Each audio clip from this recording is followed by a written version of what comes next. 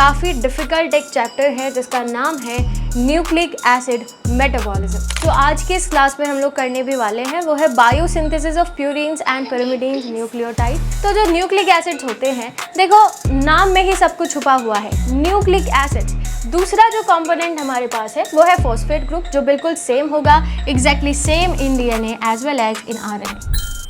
Hello everyone, welcome back to the pharmacy India plus. आज की इस क्लास के अंदर हम लोग स्टार्ट करने जा रहे हैं एक नया यूनिट बायोकेमिस्ट्री का, जो कि होने वाला है यूनिट नंबर 4। और इसके अंदर काफ़ी डिफ़िकल्ट एक चैप्टर है जिसका नाम है न्यूक्लिक एसिड मेटाबॉलिज्म। इसको आज के इस क्लास में हम लोग डिस्कस करने वाले हैं थोड़ा डिटेल में कि किस तरीके से न्यूक्लिक एसिड्स को मेटाबोलाइज किया जाता है, क्या पूरा प्रोसीजर होता है। अब इसी के साथ ही साथ अगर आप लोग पहली बार इस चैनल को ज्वाइन कर रहे हैं, पहली बार इस क्लास को ज्वाइन कर रहे हैं, तो मेक श्योर कि आप फार्मेसी इंडिया मोबाइल ऐप को ज़रूर डाउनलोड कर लीजिएगा। एंड इसी के साथ ही साथ you can also visit pharmacy India's official website pharmacyindia.co.in, जहाँ पर आपको latest updates, quizzes, daily job updates, previous year papers, current affairs, subjective blogs या फिर किसी पर्टिकुलर कॉलेज की डिटेल आपको चाहिए तो आप वहाँ से ले सकते हैं। एंड इसी के साथ ही साथ जो दूसरी ऑफिशियल सोशल प्लेटफॉर्म्स हैं उनके साथ भी ज़रूर कनेक्ट हो जाइएगा, जैसे कि व्हाट्सएप और इंस्टाग्राम, क्योंकि जो भी पीडीएफ्स होते हैं इन सारी क्लासेस के, प्लस नोटिफिकेशंस, अपडेट्स या जो भी इंफॉर्मेशन आपको किसी भी पर्टिकुलर एग्ज़ाम से रिगार्डिंग अगर चाहिए तो आपको यहीं पर ही प्रोवाइड कराई जाती है। आगे बढ़ते हैं और शुरुआत करते हैं आज के इस चैप्टर की। क्या क्या आपको इस पूरे चैप्टर के अंदर कवर करना है, पहले ये मैं आपको एक बार थोड़ा सा आइडिया दे देती हूँ। सबसे पहली चीज़ जो आज के इस क्लास में हम लोग करने भी वाले हैं वो है biosynthesis of purines and pyrimidines nucleotide. फिर इसके बाद catabolism of purine nucleotide and hyperuricaemia and gout disease, organisation of mammalian genome, structure of DNA and RNA and their function. इसके बाद डीएनए रेप्लिकेशन, ट्रांसक्रिप्शन और RNA synthesis, genetic code, translation और protein synthesis and inhibitors. यानी कि आपको overall nucleic acid से related हर एक इंफॉर्मेशन, हर एक चीज़ इस पूरे चैप्टर के अंदर करनी है, ठीक है। चाहे वो स्ट्रक्चर से रिलेटेड हो, जेनेटिक कोड से रिलेटेड हो, सेंट्रल डोग्मा हो या फिर मेटाबॉलिज्म हो, हर एक पार्ट न्यूक्लिक एसिड का जो आप इधर उधर अलग अलग चैप्टर्स के अंदर पढ़ते हैं वो यहाँ पर इन्होंने एक ही चैप्टर के अंदर डाल दिया है।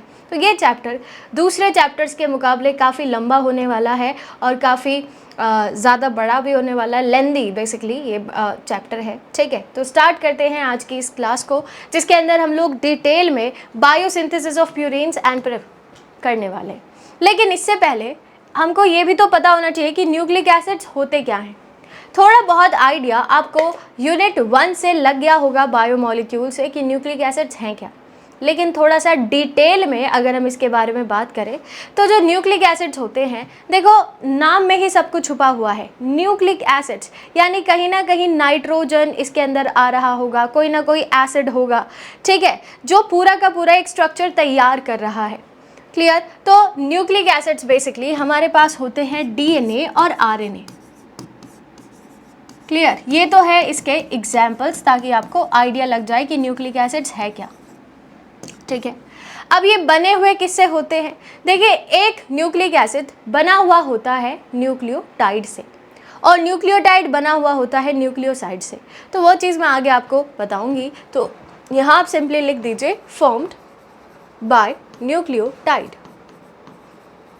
इसी से मिलकर ही न्यूक्लिक एसिड्स बनते हैं।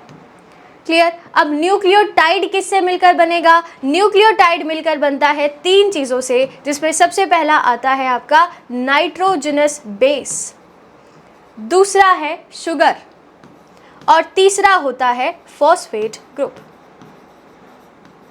अब देखो, फॉस्फेट ग्रुप तो कोई चेंज नहीं होगा, डीएनए और आरएनए दोनों में सेम ही होते हैं। लेकिन अगर हम नाइट्रोजनस बेस और शुगर की बात करें, दोनों अलग अलग होते हैं। पहले शुगर ही देख लो। अगर डीएनए है तो डीऑक्सी राइबोज शुगर होगी, डीऑक्सी राइबोज शुगर होगी। अगर आरएनए है तो राइबोज शुगर होगी। क्लियर। अब नाइट्रोजनस बेस भी थोड़े से अलग होते हैं डीएनए और आरएनए दोनों में। जैसे अगर डीएनए की बात करें तो 4 नाइट्रोजनस बेस इसमें भी होंगे और आरएनए में भी 4 ही नाइट्रोजनस बेस होंगे। फ़र्क कितना है, एडेनिन, थाइमीन, साइटोसिन और गुआनिन ये प्रेजेंट होते हैं डीएनए में। एडेनिन, यूरेसिल, गुआनिन और साइटोसिन ये प्रेजेंट होते हैं आरएनए में। क्लियर? तो ये है आपके पास छोटी सी कहानी न्यूक्लिक एसिड्स की। अगर इनके मेन फंक्शन की बात की जाए तो इनका मेन फंक्शन होता है जेनेटिक इंफॉर्मेशन को ट्रांसमिट करना। ठीक है, अब ये तो काम करेंगे, लेकिन इसके अलावा इनके और भी फंक्शंस होते हैं। ये कैटेलाइज का भी काम करते हैं। ठीक है, ये कैटलिस्ट की तरह भी काम करेंगे। तो ये एंजाइम मैटिक रिएक्शंस भी परफॉर्म करते हैं। Example RNA.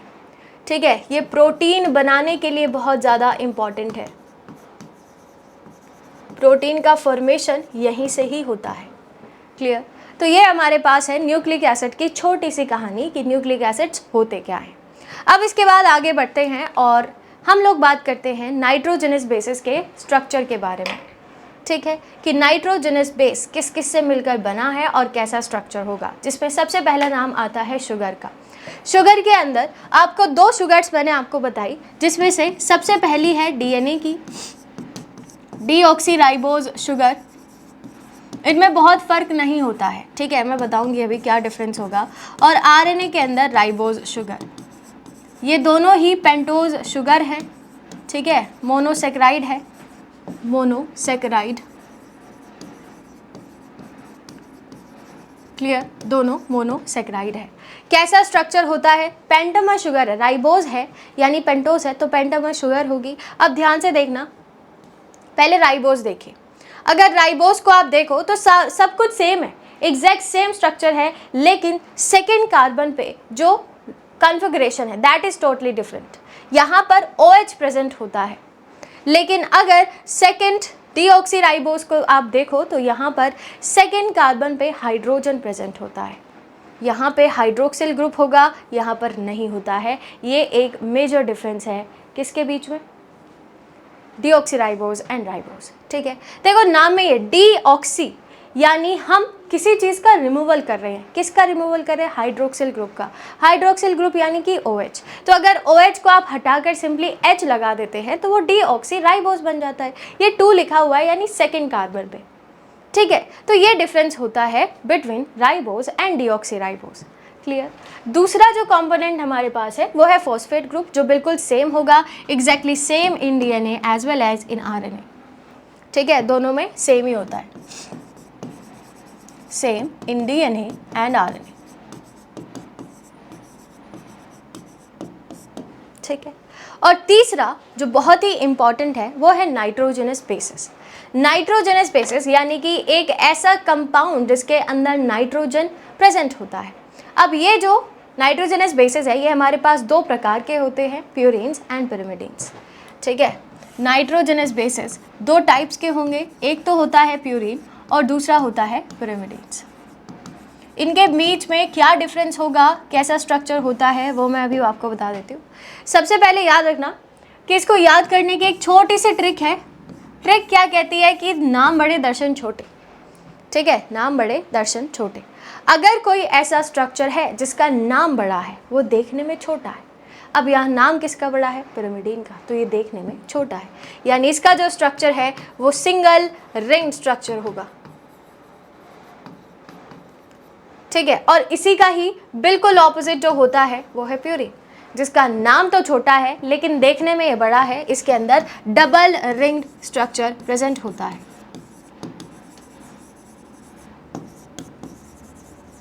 क्लियर? ये हो गई पहली चीज़। एग्जाम्पल क्या क्या होंगे? प्यूरिन के जो एग्जाम्पल है आप लोग जानते हैं, AG, और पिरिमिडीन के कट। तो AG और कट, AG आते हैं प्यूरिन्स के अंदर, एडेनिन और गुआनिन। क्लियर? और पिरिमिडीन्स के अंदर आता है कट, साइटोसिन, यूरेसिल और थाइमीन। ठीक है, यूरेसिल और थाइमीन। चलिए, अच्छा एक और चीज़ कि प्यूरिन के मेटाबॉलिज्म से आपको यूरिक एसिड मिलता है। ठीक है, purine degrades into uric acid. तो ये इंपॉर्टेंट है, इसको याद रखिएगा, यूरिक एसिड। क्लियर, चलो बहुत बढ़िया। अब इसके अलावा यहाँ पर नाइट्रोजन का नंबर भी वैरी करता है। जैसे इसके अंदर 2 रिंग है, तो यहाँ पर बेसिकली 4 नाइट्रोजन एटम्स प्रेजेंट होते हैं एक मॉलिक्यूल में। ठीक है, तो आप लिख सकते हैं 4 नाइट्रोजन एटम प्रेजेंट। 2 रिंग है तो 2 में 2 दूनी 4, ऐसे मैंने याद किया था, आप भी ऐसे याद रख सकते हो। सेम एज यहाँ पर भी, यहाँ पर 1 रिंग है तो 1 × 2 = 2, तो यहाँ पर 2 नाइट्रोजन एटम प्रेजेंट होते हैं। ठीक है, अब मैं स्ट्रक्चर भी आपको दिखा देती हूँ सारे के सारे प्यूरिन्स एंड पिरिमिडीन्स का, चाहे एडेनिन हो, गुआनिन हो, साइटोसिन हो या फिर यूरेसिल थाइमीन हो। चलिए ध्यान से देखिएगा, कुछ इस तरीके का स्ट्रक्चर होता है ना। सबसे पहले हमारे पास देखो 4 नाइट्रोजन एटम, मैंने एटम कहा था तो वही याद रखना, 1 2 3 4। इसको ये मत कहना कि अरे 5 नाइट्रोजन एटम है, this is not nitrogen atom. ठीक है, ये अमीनो ग्रुप है। क्लियर, तो 1 2 3 4। अब नंबरिंग भी आपको पता होनी चाहिए कि नंबरिंग किस तरीके से होती है। 1 2 3 4 5 6 7 8, इस तरीके से नंबरिंग हम लोग करके चलते हैं, याद रखना। तो ये है आपके पास एडेनिन का स्ट्रक्चर। ठीक है, इसके बाद same as double ring structure है तो गुआनिन का स्ट्रक्चर भी कुछ ऐसे ही होगा। डिफरेंस होता है बस NH2 की लोकेशन, और एक यहाँ पर ऑक्सीजन भी ऐड हो जाता है, बस ये थोड़ा सा डिफरेंस है। ठीक है, बाकी तो ज़्यादातर सेम ही स्ट्रक्चर होता है। फिर इसके बाद नेक्स्ट है ये पायरिमिडीन्स, जिसके अंदर थाइमीन, साइटोसिन और यूरेसिल आता है। अच्छा, थाइमीन और यूरेसिल ऐसा मत सोचना कि ये दोनों अलग अलग है, नहीं, ये डीमिथाइलेटेड फॉर्म होती है थाइमीन की। डीमिथाइलेटेड फॉर्म का मतलब है कि अगर आप थाइमीन से मिथाइल ग्रुप रिमूव कर दो तो वो यूरेसिल बन जाता है। कैसे, ध्यान से देखना, ये है थाइमीन। ठीक है, यहाँ पर है मिथाइल ग्रुप, और पूरा स्ट्रक्चर ध्यान से देख लो। अब इसके बाद आप यूरेसिल को देखो। ठीक है, दोनों को साथ में देख लो, ये लो। क्या आपको कोई डिफरेंस दिखाई दे रहा है? मुझे सिर्फ एक डिफरेंस दिखाई दे रहा है कि ये जो मिथाइल है ये सिर्फ थाइमीन में है, यूरेसिल में नहीं है, क्योंकि uracil is the demethylated form of thymine. याद रखना, हम यहाँ से थाइमीन अगर रिमूव कर देंगे तो वो यूरेसिल बन जाएगा। क्लियर, और साइटोसिन अपना सिंपल सा स्ट्रक्चर होता ही है। तो ये है आपके स्ट्रक्चर प्यूरिन्स एंड पायरिमिडीन्स के। क्लियर, अब इसके बाद ये जो न्यूक्लियोसाइड है और न्यूक्लियोटाइड है, अब ये क्या होता है, आप लोगों ने सुना तो ज़रूर होगा कि न्यूक्लियोसाइड क्या है और न्यूक्लियोटाइड क्या है। देखिए ध्यान से सुनना, होता क्या है, nucleoside is the monomeric unit of nucleotide. ठीक है, पहली चीज तो ये मोनोमेरिक यूनिट ऑफ न्यूक्लियोटाइड, यानी न्यूक्लियोटाइड इसी से ही मिलकर बना है। होता क्या है, इसके अगर कॉन्स्टिट्यूएंट की बात करें तो इसके अंदर 2 चीज़ें प्रेजेंट होती है। पहला आपके पास नाइट्रोजनस बेस, वही सारी चीज़ें, और दूसरा शुगर। शुगर में डिफरेंस होगा, डीएनए है तो डीऑक्सीराइबोज, आरएनए है तो राइबोज, ये इसके कंपोनेंट्स हैं। अगर मैं इन्हीं में ही ऐड कर दूं फॉस्फेट ग्रुप तो वो न्यूक्लियोटाइड बन जाता है, बस खत्म। ठीक है, तो ये चीज़ याद रखना कि पूरा इस तरीके से स्ट्रक्चर आपको पता होना चाहिए। कॉन्स्टिट्यूएंट क्या क्या होते हैं, नाइट्रोजनस बेस और शुगर, यहाँ देख लो, ये है, ये आपके पास शुगर है, राइबोज शुगर है, और इसके बाद ये रहा एक स्ट्रक्चर। किसका स्ट्रक्चर है ये, पहचान पाओगे क्या? एडेनिन का स्ट्रक्चर है ये। ठीक है, तो ये है नाइट्रोजनस बेस, ये है आपके पास शुगर, दोनों मिलकर बनाते हैं ये न्यूक्लियोटाइड। क्लियर, अब अगर मैं न्यूक्लियोटाइड में फॉस्फेट ग्रुप ऐड कर दूं तो मेरे पास बनकर तैयार हो जाता है न्यूक्लियोसाइड। ठीक है, तो न्यूक्लियोटाइड की अगर बात करें, इसके अंदर शुगर, या इसको भी छोड़ो, आप ऐसे याद रखो, अगर मैं nucleoside plus phosphate group add कर दूं, फॉस्फेट ग्रुप ऐड कर दूं तो मेरे पास क्या न्यूक्लियोटाइड आ जाएगा? क्या मैं इतना कह सकती हूँ? बिल्कुल कह सकती हूँ। न्यूक्लियोसाइड यानी कि sugar plus nitrogenous bases plus phosphate group, ये तीनों चीज़ें मिलकर बनाती है एक न्यूक्लियोटाइड, ठीक है, एक न्यूक्लियोटाइड। क्लियर? चलिए कैसा स्ट्रक्चर होता है, देखो फॉस्फेट ग्रुप है अपना, आराम से ये है आपके पास शुगर और दिस इज नाइट्रोजनस बेस। यहाँ पर आपको नाइट्रोजनस बेस एग्जाम्पल दिया गया है गुआनिन का, ठीक है। चलिए ये रहा, कुछ इस तरीके से ही अटैच्ड होते हैं। अब देखो यही सारी चीज़ें, अगर मैं डीएनए की बात करूं तो डीएनए में ऐसा ही कुछ स्ट्रक्चर पाया जाता है, ठीक है, ऐसा ही स्ट्रक्चर होगा। अब देखो कि न्यूक्लिक एसिड्स बनते कैसे हैं ये भी एक बार देख लीजिए। यहाँ मैं अलग से एक लाइन ऐड कर दे रही हूँ। जब आप बहुत सारे nucleosides plus phosphate group add करते हैं तो हमारे पास मिलकर तैयार हो जाता है न्यूक्लियोटाइड, और जब बहुत सारे न्यूक्लियोटाइड्स मिलकर आपस में जुड़ते हैं तो वो बना देते हैं न्यूक्लिक एसिड्स। न्यूक्लिक एसिड्स यानी डीएनए और आरएनए, डीएनए प्लस आरएनए, ठीक है। मेरे हिसाब से अब आपको ये क्लियर हो गया होगा कि न्यूक्लिक एसिड्स बनते कैसे हैं, क्या क्या उसके कंपोनेंट होंगे और किस तरीके से ये आपस में जुड़े हुए होते हैं। क्लियर? आगे बढ़ते हैं, अब पूरा प्रोसेस शुरू करने वाले हैं हम। इस चैप्टर का एक्चुअल टॉपिक अब स्टार्ट होने वाला है। ये तो सिर्फ इंट्रोडक्शन पार्ट था कि न्यूक्लिक एसिड्स बने कैसे, ठीक है। अब ये जो न्यूक्लियोटाइड तुम लोगों ने पढ़ा है ना, न्यूक्लियोटाइड तुम लोगों ने पढ़ा है, इसके अंदर और भी तो चीज़ें, नाइट्रोजनस बेसिस के अंदर प्यूरीन्स और पिरिमिडीन्स का नाम मैंने आपको बताया, प्यूरीन्स और पिरिमिडीन्स, ठीक है। प्यूरीन्स मतलब एडेनिन और गुआनिन, और पिरिमिडीन्स यानी साइटोसिन, यूरेसिल और थाइमिन। अब इनका फॉर्मेशन होता कैसे है ये हमको पढ़ना है, ठीक है। नाइट्रोजनस बेसिस यानी प्यूरीन न्यूक्लियोटाइड कैसे बना, पिरिमिडीन न्यूक्लियोटाइड कैसे बना, ये हमें पढ़ना है। सबसे पहले एक चीज़ ध्यान से सुनना कि इनका जो न्यूक्लियोटाइड्स का फॉर्मेशन होता है वो दो पाथवे से होगा, ठीक है। प्यूरीन हो चाहे पिरिमिडीन हो, दो पाथवेज यहाँ पर यूज होते हैं। एक तो होता है डी नोवो सिंथेसिस और दूसरा होता है salvage pathway. Salvage pathway mostly exactly same ही होता है, बस उसके अंदर सबस्ट्रेट और प्रोडक्ट अलग होगा। लेकिन अगर बात करें डी नोवो सिंथेसिस की तो वो प्यूरीन्स के लिए भी अलग होता है और पिरिमिडीन्स के लिए भी अलग ही होता है। ये थोड़ा सा ट्रिकी आपको लगेगा। देखो पिरिमिडीन का इजी है प्यूरीन्स के मुकाबले, ठीक है तो डिफ़िकल्ट ही, लेकिन कंपैरिजन अगर किया जाए तो पिरिमिडीन्स का much easier than formation of purines, ठीक है। तो सबसे पहले हम लोग डिस्कस करने वाले हैं प्यूरीन का बायोसिंथेसिस। सबसे पहली चीज़, स्टार्टिंग मॉलिक्यूल जो होगा आपका दैट इज राइबोस 5 फॉस्फेट।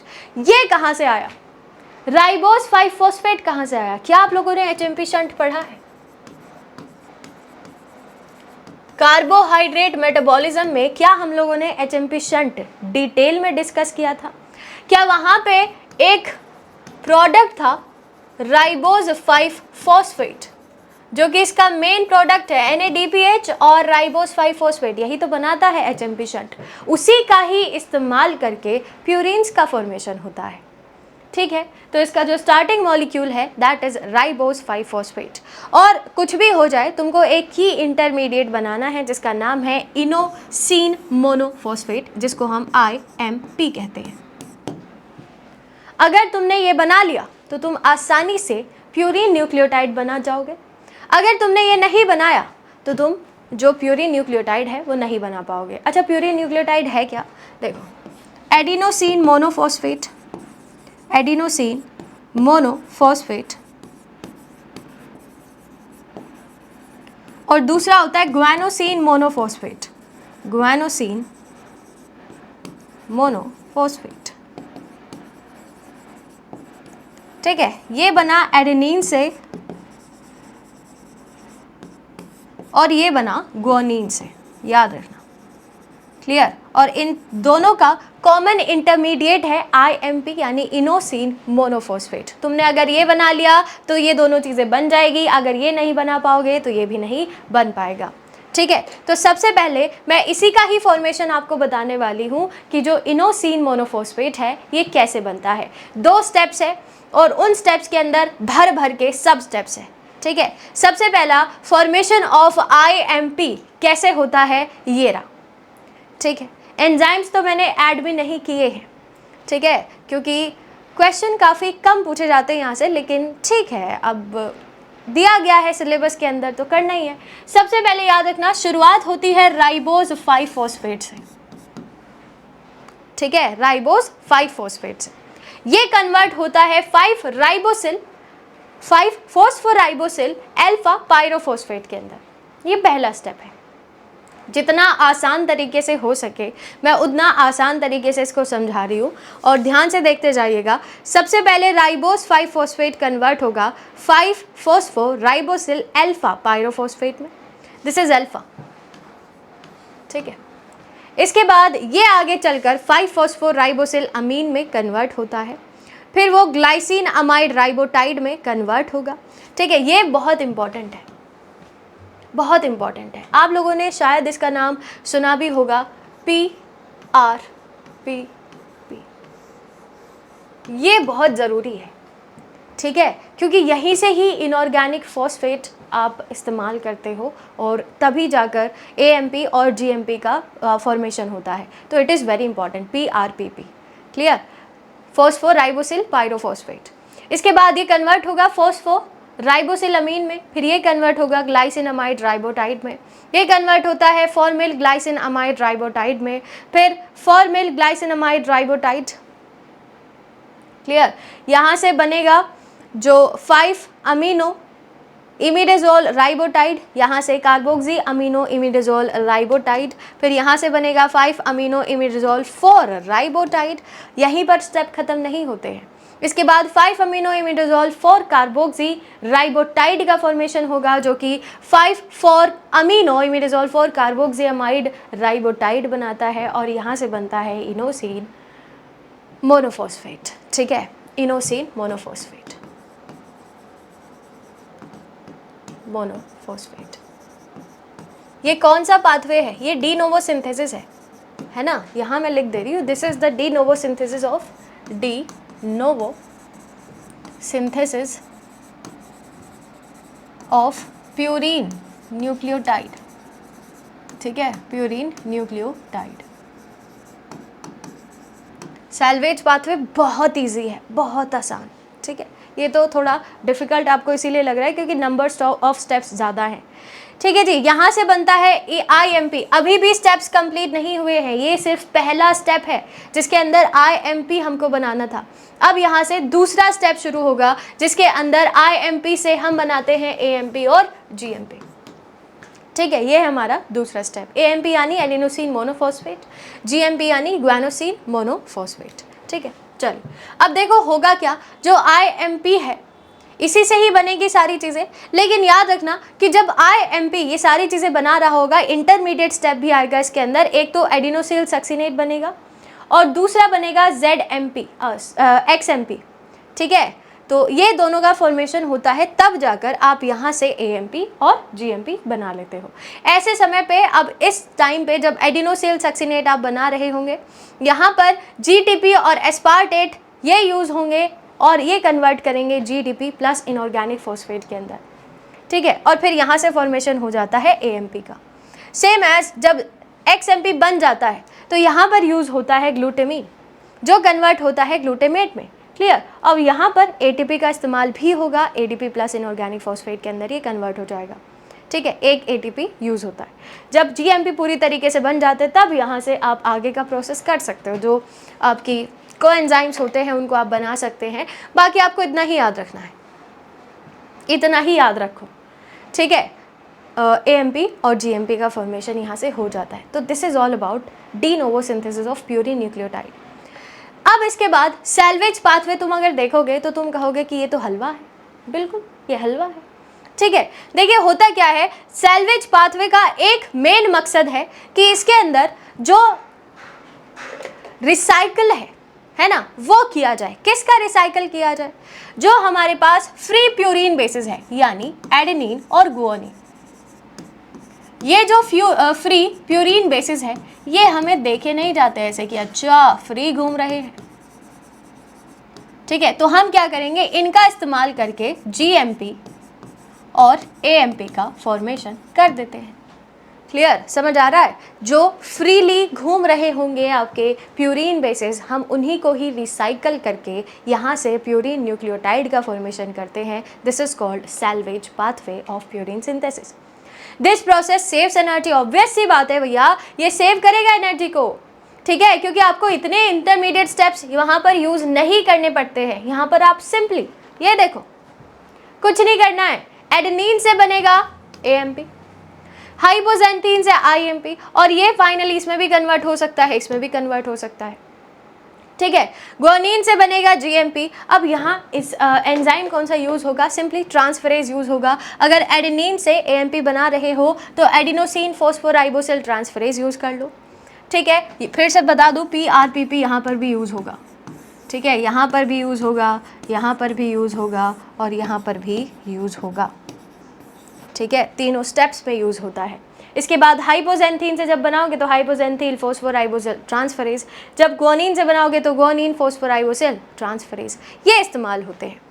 अब अगर आपको फॉस्फोराइलेशन करना है, फॉस्फोराइलेशन का मतलब होता है कि आप यहाँ से अगर ATP जनरेट करना चाहते हैं, या जो भी चीज़ है ATP GTP, अगर इनको आपको जनरेट करना है तो आप आसानी से कर सकते हैं. किसकी हेल्प से? ATP काइनेज की हेल्प से. क्या करो, जो तुमने अभी ये सारी चीज़ें बनाई है, ठीक है, जो भी चीज़ें बनाई है, इनका इस्तेमाल करके आप इसको कन्वर्ट कर सकते हैं प्यूरिन न्यूक्लियोटाइड के अंदर, ठीक है. तो आपकी मर्जी है, आप अगर इसको कन्वर्ट करना चाहते हैं तो ATP काइनेज की हेल्प से. समझ में आया? ये होता है एक प्यूरिन न्यूक्लियोटाइड का फॉर्मेशन. अब अगर मैं आपको पिरामिडीन का बताऊं तो दैट इज़ क्वाइट ईजी, ठीक है, इतना भी नहीं लेकिन इससे तो ज़्यादा इजी है. चलिए, पिरामिडीन बायोसिंथेसिस के अंदर आपको किसका इस्तेमाल करना है वो सुन लीजिए. आपको यूज़ करना है एक तो साइटोसिन, दूसरा यूज़ करना है यूरेसिल, और तीसरा यूज़ करना है थाइमीन. लेकिन हम थाइमीन का इस्तेमाल थाइमिडीन से करते हैं.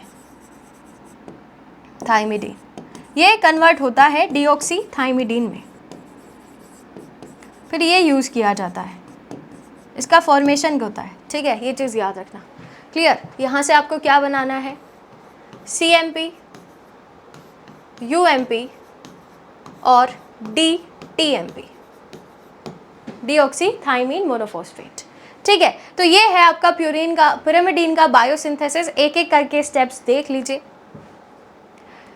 अच्छा, आप लोगों ने यूरिया साइकिल पढ़ा हुआ है?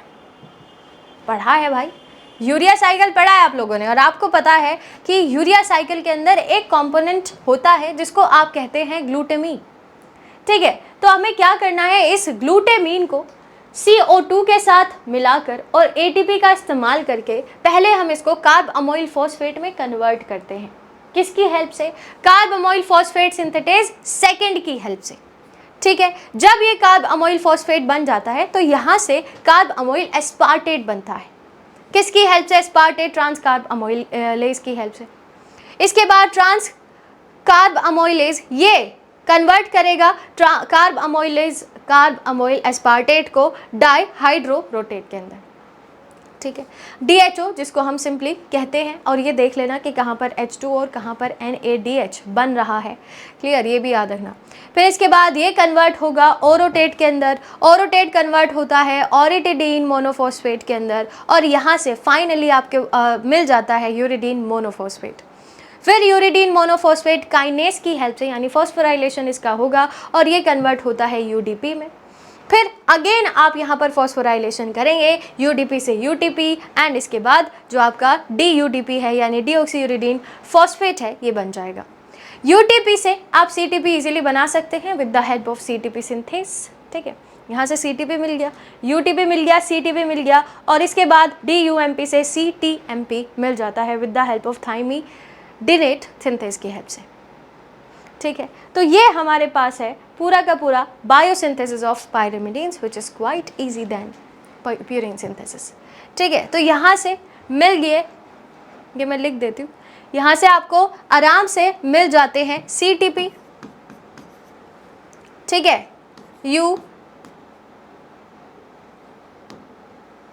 UTP, और एक मिलता है TTMP, ठीक है. ये चीज़ आप यहाँ से आराम से बना सकते हो. दूसरा है सैल्वेज पाथवे, तो इसमें भी वही है, रिसाइकलिंग होती है फ्रीली जो घूम रहे होंगे पिरिमिडीन बेसिस से, जैसे कि साइटोसिन है, यूरेसिल है और थाइमीन है। देखो होगा क्या, पहले यूरेसिल कन्वर्ट होता है यूरिडीन में, ठीक है, फिर उससे यूरिडीन काइनेज की हेल्प से आप यूएमपी बना लेते हैं, यानी यूरेसिल मोनोफॉस्फेट, यूरिडिन मोनोफॉस्फेट।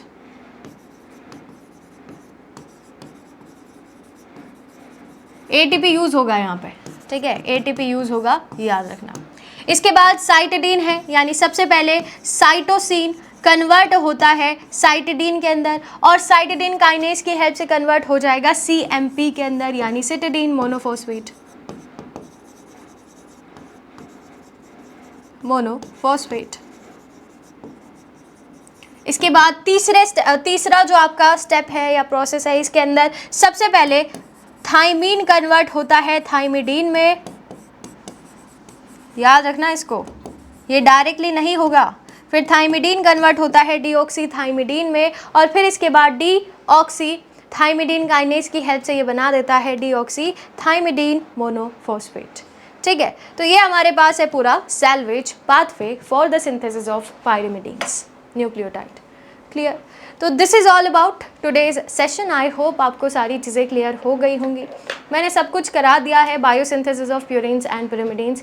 ये थोड़ा सा डिफ़िकल्ट आपको लगा होगा पोर्शन, क्योंकि कभी पढ़ा ही नहीं है, कभी बस हमको तो एग्जाम्पल्स ही पता थे कि यूएमपी, सीएमपी और जीएमपी ये सारी चीज़ें होती हैं। ये बनते कैसे हैं इस तरीके से आपने कभी पढ़ा नहीं था। पहली बार अगर पढ़ोगे तो डिफ़िकल्ट लगेगा, लेकिन एक दो बार अगर इसको रिपीट कर लोगे तो आपको ये चीज़ें ईजी लगना शुरू हो जाएंगी। सैल्वेज पाथवे ज़्यादा ईजी है। अगर आपसे मान लीजिए कि आपके पेपर में सवाल आया प्यूरिन सिंथेसिस का, प्यूरिन न्यूक्लियोटाइड का बायोसिंथेसिस से, तो वहाँ पर अगर उन्होंने स्पेसिफाई किया है कि डी नोवो सिंथेसिस लिखे तब आप लिखना, लेकिन अगर उन्होंने स्पेसिफाई नहीं किया है तो आप सैल्वेज पाथवे से भी काम चला सकते हैं। क्लियर? तो बाकी आज इस क्लास के लिए इतना ही। अब मिलेंगे हम लोग इसी के ही नेक्स्ट पार्ट के अंदर। तब तक के लिए stay tuned with pharmacy India plus. Thank you.